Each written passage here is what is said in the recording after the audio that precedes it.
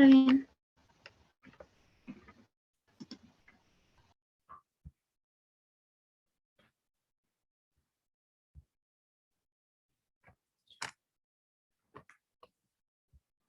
Buen día, mi nombre es Hernández Cervantes Luis Enrique, del grupo IM5. El día de hoy expondremos el tema de control estético, que es nuestro segundo examen departamental, y mi compañera es, Hernández Torres y Tlali Guadalupe. comencemos.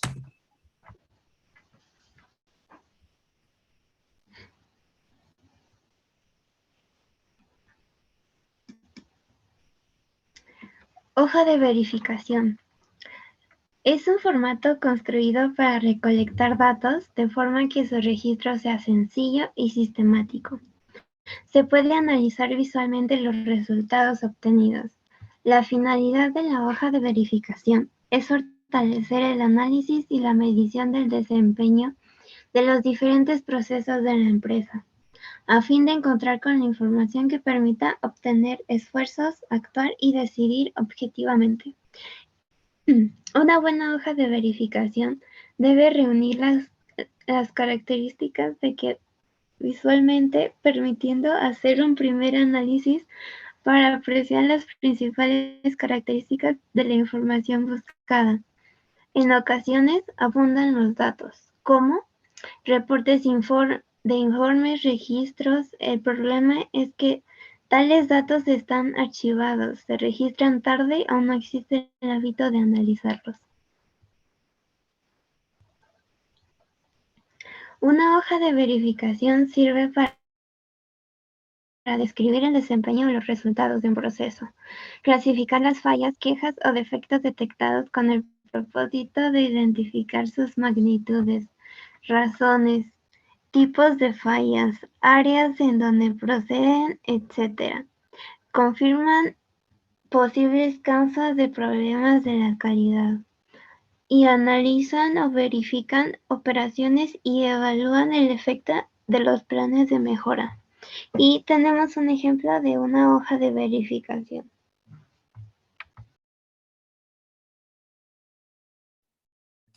Ahora les diremos los tipos de hojas de verificación.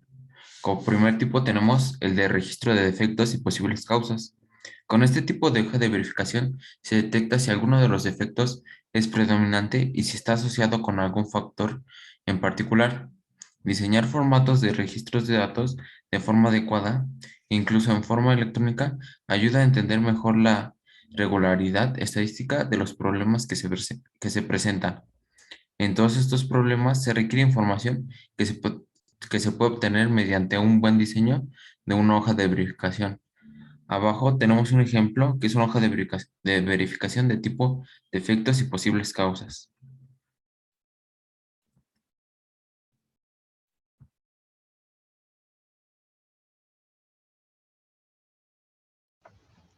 Hoja de verificación para distribución de procesos. Son una especie de histograma andante. En esta hoja es utilizada para datos continuos, se hace énfasis en el comportamiento del proceso más que en las observaciones individuales. Además, se puede apreciar comportamientos especiales como datos raros, acantilados, distribuciones bimodales, capacidad, entre otros aspectos.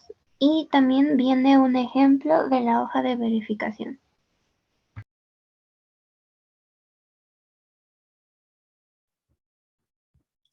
Hoja de verificación para productos defectuosos. El tipo de hoja de registro es útil cuando es necesario registrar el tipo de problemas y la frecuencia con la que se presentan. Recuerda de manera objetiva y permanente a la dirección cuáles son los principales problemas, lo cual puede estimular la generación de planes para reducirlos. Esta misma hoja de verificación sirve para evaluar el impacto de los planes de mejora. La tabla se muestra en una hoja de registros utilizada en inspección final de ciertos productos de plástico moldeado. El inspector hace una marca en el registro cada vez que se encuentra un defecto. Abajo tenemos un ejemplo de una hoja de registros, donde viene el producto, los tipos de defectos y el número de productos que se inspeccionaron. Y abajo está representado con una tabla en la que cada línea es las veces que se presentó el error.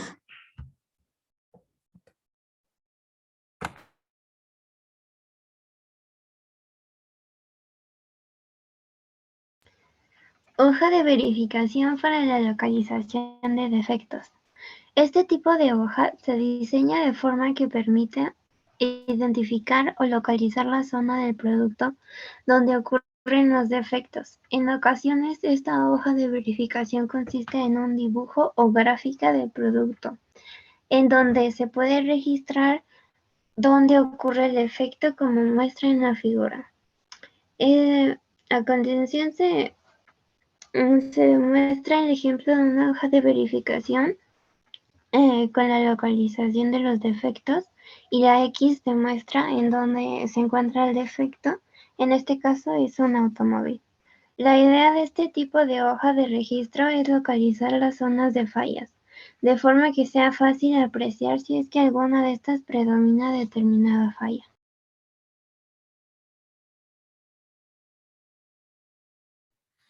Ahora viene el tema de histogramas. Es una gráfica de la distribución de un conjunto de datos. Este tipo especial de gráfica de barras, cada barra representa un subconjunto de datos. Un histograma muestra la acumulación o tendencia, la variabilidad o dispersión y la forma de distribución.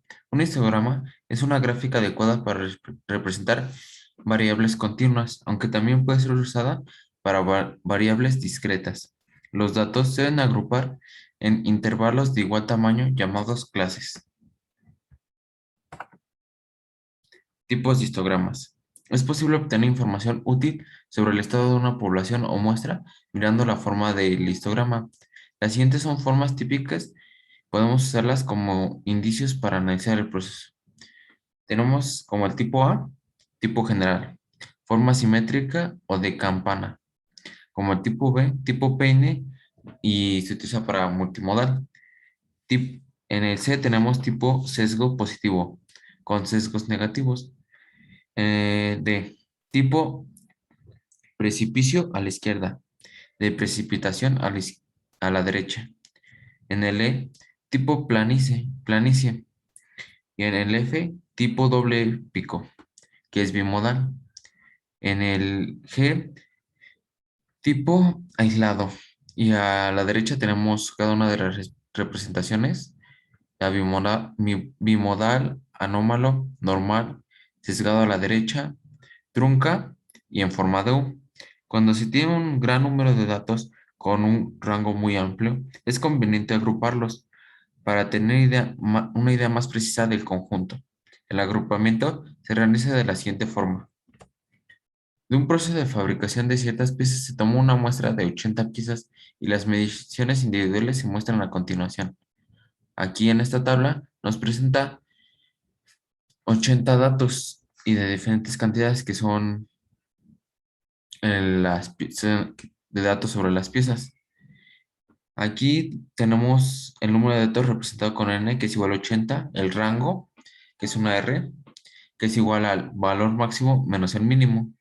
Esto es igual a 0.960, que es el valor máximo de todos los datos que están en la tabla de arriba, menos 0.560, que es el valor mínimo de los datos que están en la tabla de arriba. La resta nos da 0.400 y este es el rango. Y aquí lo dividimos en 8 clases, que es K. Las clases pueden determinarse sobre la base siguiente. En la tabla de abajo tenemos que dos columnas, una que decía número de datos y otra número de clase, K. Si los datos son de 5 a 100, puede haber 6 a 10 clases. Si los datos son de 100 a 250, puede haber de 7 a 12 clases. Si los datos son de más de 250, ya podemos poner de 10 a 20 clases. Intervalo de clase. L es igual a R sobre K. A rango, que es 0.400, sobre K, que son las clases, las cuales fueron 8. Esto nos da igual a 0.05. Ahora, para definir el límite inferior de la primera clase, es igual al valor mínimo, que es igual a 0.60. El límite superior de la primera clase es 0.560 más 0.5, que es lo que nos salió del límite. Esto es igual a 0.610. Para identificar el centro de la primera clase es 0.600 más 0.5 entre 2. Esto es igual a 0.585. Para identificar el límite superior de la segunda clase es 0.610, que es el límite superior de la primera, más 0.5, que es la diferencia. Esto es igual a 0.660. Para identificar el centro de la segunda clase, esto es igual al límite superior más 0.5, que es la diferencia sobre 2. Esto es igual a 0.635. Y así sucesivamente hasta identificar los límites de cada clase de las 8 clases. En la tabla de datos en la tabla de datos, anota los límites de la clase y centros. En la columna conteo, localiza los valores individuales que pertenecen a cada clase y en la columna de frecuencias, el total de columna de conteo. Abajo tenemos una tabla donde vienen las clases, tanto el límite inferior como el superior. Y son 4 columnas. En la primera, la clase, que es el límite inferior y superior. En la segunda, el centro de cada clase. En la tercera, el conteo. Y en la sexta, la frecuencia. Y aquí tenemos la gráfica obtenida que nos muestra abajo en el eje de las X, nos muestra las clases que van desde 0.560 hasta 0.960. Y en el eje de las Y nos muestra la frecuencia que va desde 0 hasta el máximo valor, que es 20, pero tiene una continuación de 25.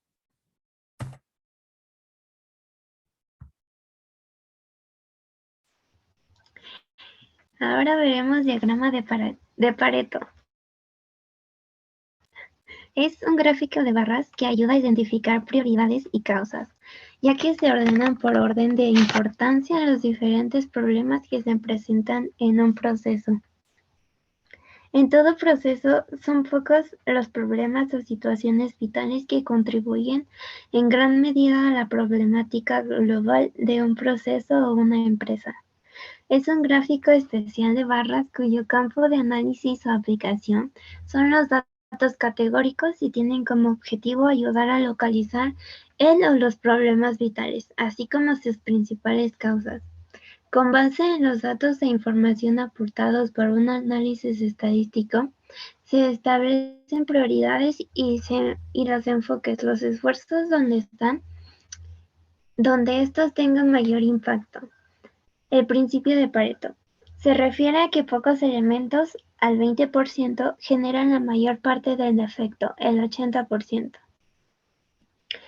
La vitalidad y utilidad general del diagrama está respaldada por el llamado principio de Pareto, conocido como Ley 80-20, o pocos vitales, muchos triviales, en el cual se reconoce que pocos elementos, el 20%, generan la mayor parte del efecto, el 80%, y el resto de los elementos propician muy poco del efecto total.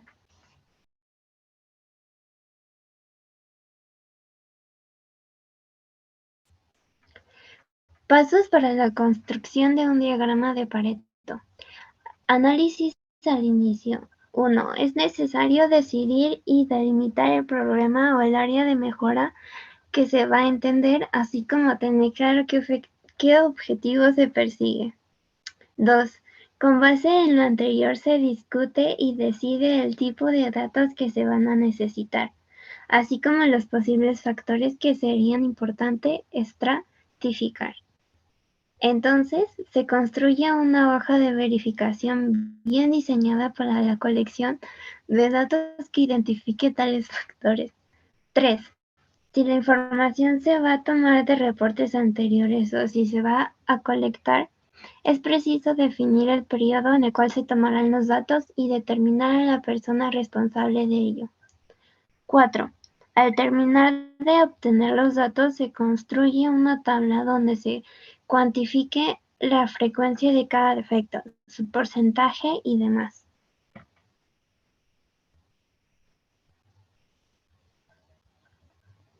Construcción. 5. Ordenar los elementos según su importancia de mayor a menor. 6. Calcular los porcentajes individual y acumulado de cada elemento. Esto nos da una idea de peso de cada elemento en el problema global. 7. Dibujar el gráfico de barras con los elementos clasificados de mayor a menor. 8. Dibujar la curva representativa de los porcentajes acumulados. Y por último, análisis al final. 9. Identificar los problemas vitales y los triviales. 10. Decidir cuáles son los principales problemas para resolver y el orden de estos. Y al lado podemos observar un ejemplo de un diagrama de Pareto, en el cual se representan tanto los vitales como los triviales.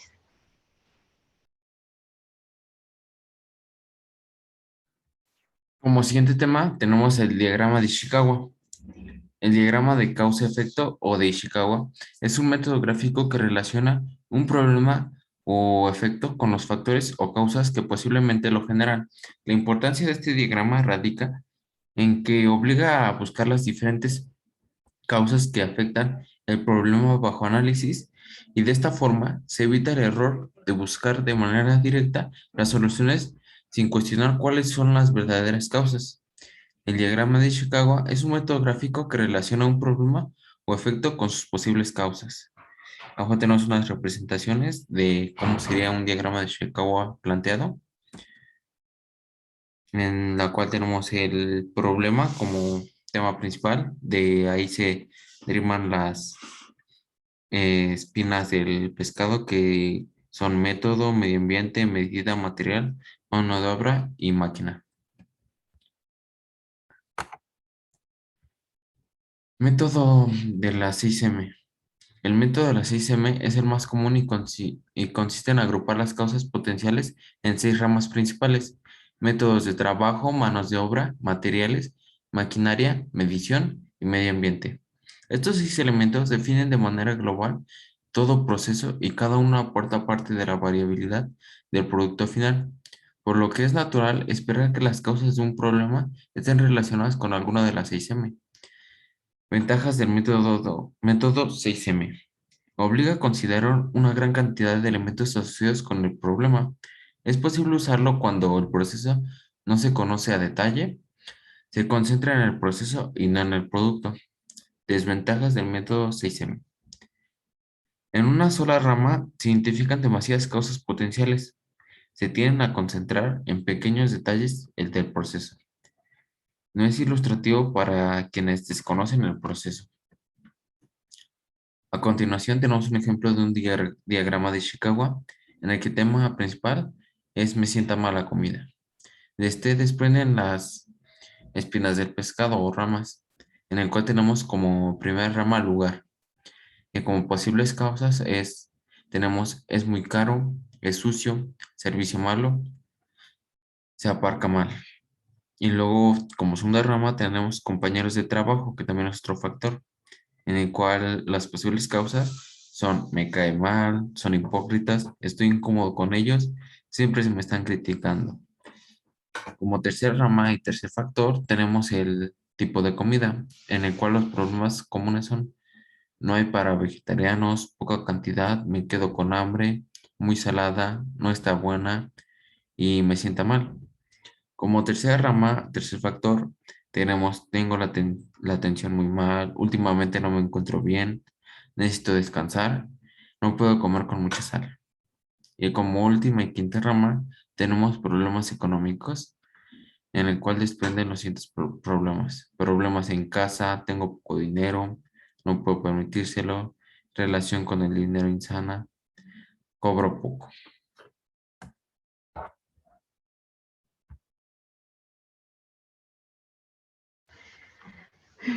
Ahora veremos diagrama de dispersión.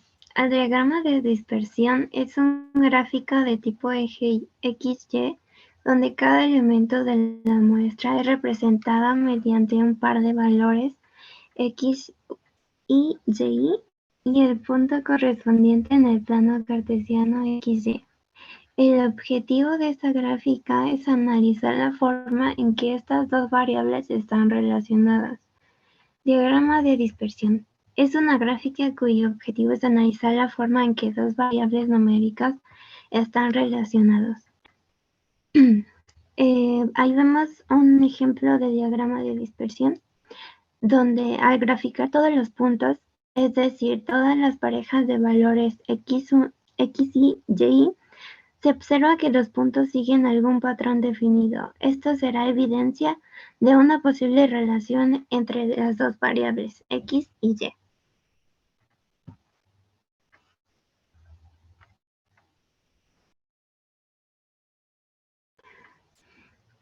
Construcción de un diagrama de dispersión. 1. Obtención de datos. Una vez que se han seleccionado las variables que se desea investigar, se colectan los valores de ambas sobre la misma pieza o unidad. 2. Elegir ejes.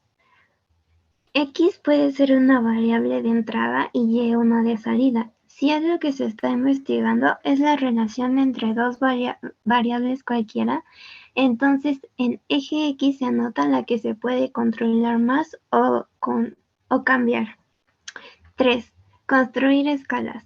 Los ejes deben de ser tan largos como sea posible, pero de longitud similar. Para construir la escala se sugiere encontrar el valor máximo y el mínimo de ambas variables. 4. Graficar datos. Con base a las coordenadas en el eje X y en el eje Y, representar con un punto en el plano XY los valores de ambas variables. 5. Documentar el diagrama. Registrar en el diagrama toda la información que sea de utilidad para identificarlo, como son títulos, periodo que cubren los datos, unidades de cada eje, área o departamento, y persona responsable de colectar los datos.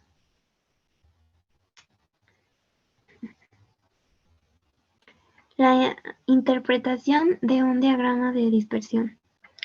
En la figura se demuestran los patrones más comunes que puede seguir un conjunto de puntos en un diagrama de dispersión.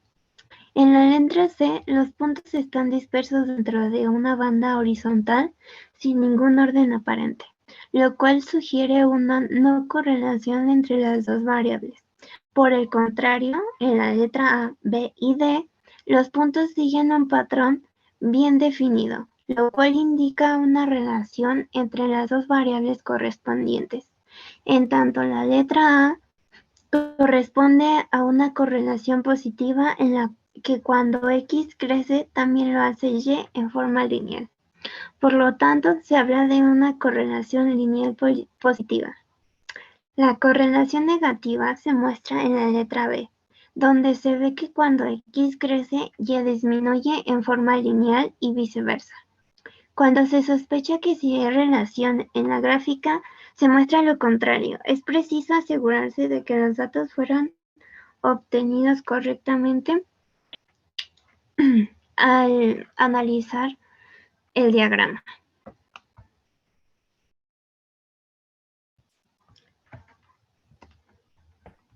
Como siguiente tema tenemos coeficiente de correlación. El coeficiente de correlación es de utilidad para asegurarse de que la relación entre dos variables que se observan en un diagrama no se debe, no se debe a una construcción errónea del diagrama de dispersión, así como para cuantificar la magnitud de la correlación lineal en términos numéricos. El coeficiente de correlación sirve para cuantificar en términos numéricos el grado relacionado lineal entre dos variables. Tenemos como coeficiente de relación es igual a R y R es igual a S, XY sobre raíz de SXX por SYY, donde SX es igual a un total de números por X, XL menos X por Y menos Y. Este es igual a cantidad de números por X por Y menos cantidad de números, un número natural por X por número natural por Y sobre el número de datos.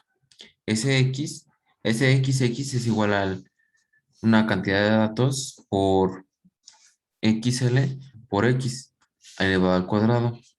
Esto es igual al número de datos por X cuadrada menos número natural de datos por x elevado al cuadrado sobre número total de datos, que es igual a n, y ese y es igual a datos o dato por y menos y elevado al cuadrado.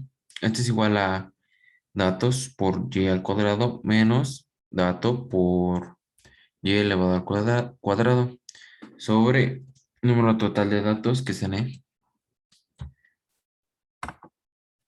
Y n es el número de pares de datos y s es igual a xy. Se llama covarianza. El coeficiente de correlación R se encuentra en el rango -1, menor igual que R, mm, menor igual que +1.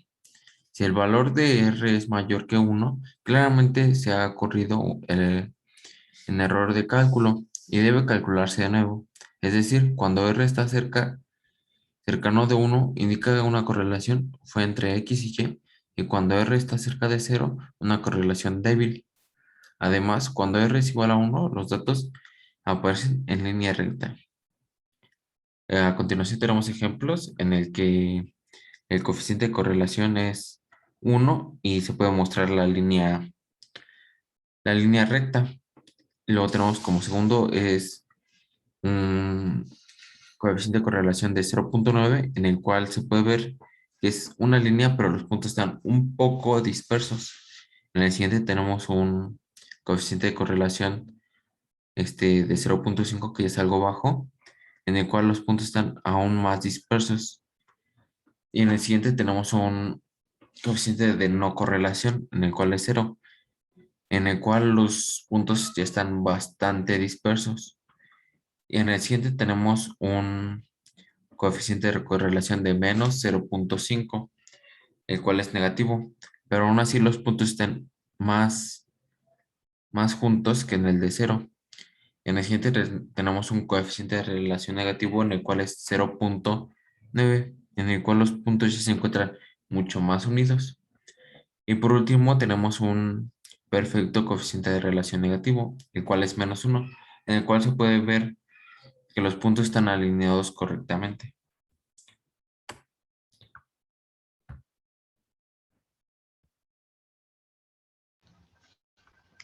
Y por último, el análisis de regresión lineal.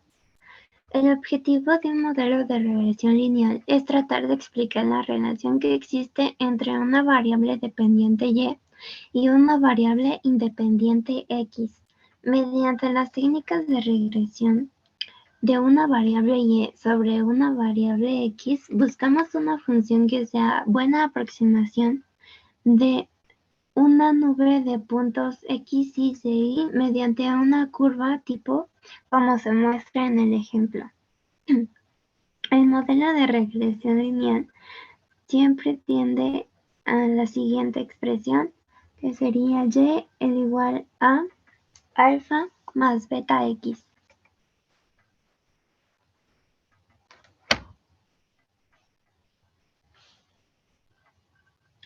en donde alfa es la ordenada del origen, el valor que toma y cuando x vale 0, y beta es la pendiente de la recta e indica cómo cambiar y al incrementar x en una unidad. Como por ejemplo, tenemos una empresa quiere analizar si existe relación entre el número de horas trabajadas respecto a la cantidad de producción. En este caso se han obtenido los datos analizando la historia de la empresa y obteniendo los registros de producción. Los datos obtenidos se indican en la siguiente tabla, en donde podemos observar que tenemos horas en el eje de las X y la producción en el eje de las Y, ya que las horas se pueden modificar o pueden ser cambiadas. Por eso están en el eje de las X. Luego, pasos para poder obtener el análisis de regresión lineal. Paso 1. Tenemos que graficar los datos y en este caso en forma de gráfica de dispersión. Como tenemos en el ejemplo, tenemos una gráfica de dispersión Y tenemos la interpretación de la gráfica. Se muestra el diagrama de dispersión para estos datos, en donde se ve que hay una relación o correlación lineal positiva, ya que a medida que aumentan las horas trabajadas, aumenta la cantidad de producción.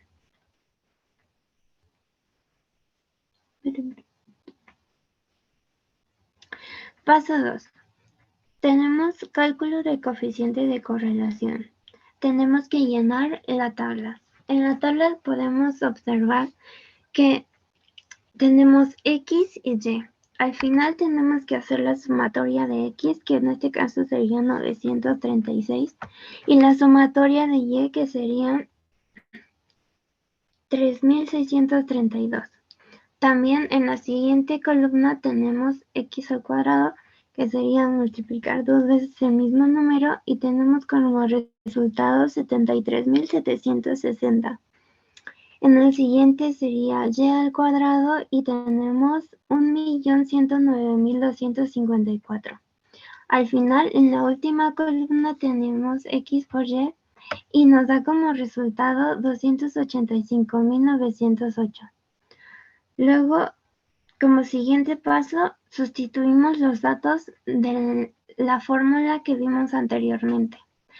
Al desglosar toda la fórmula, tenemos la interpretación, que se obtiene una correlación positiva muy fuerte, ya que el resultado es 0.9539, que se acerca a 1 positivo.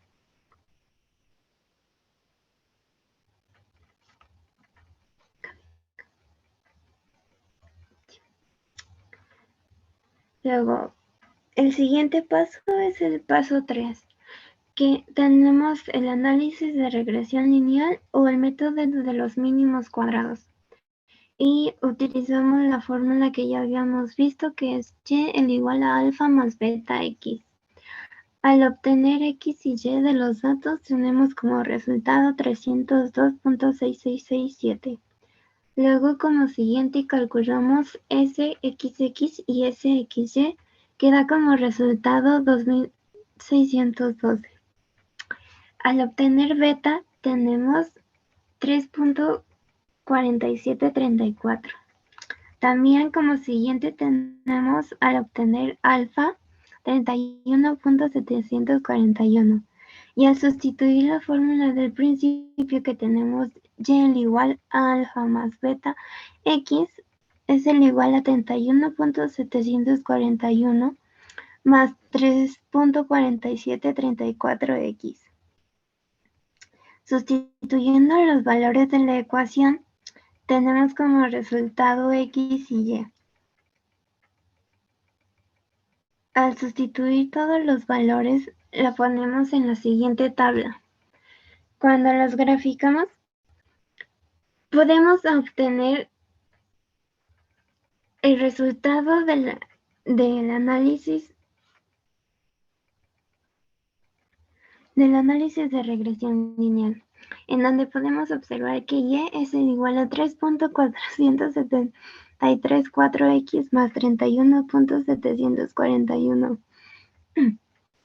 donde x son las horas y el eje y es la producción.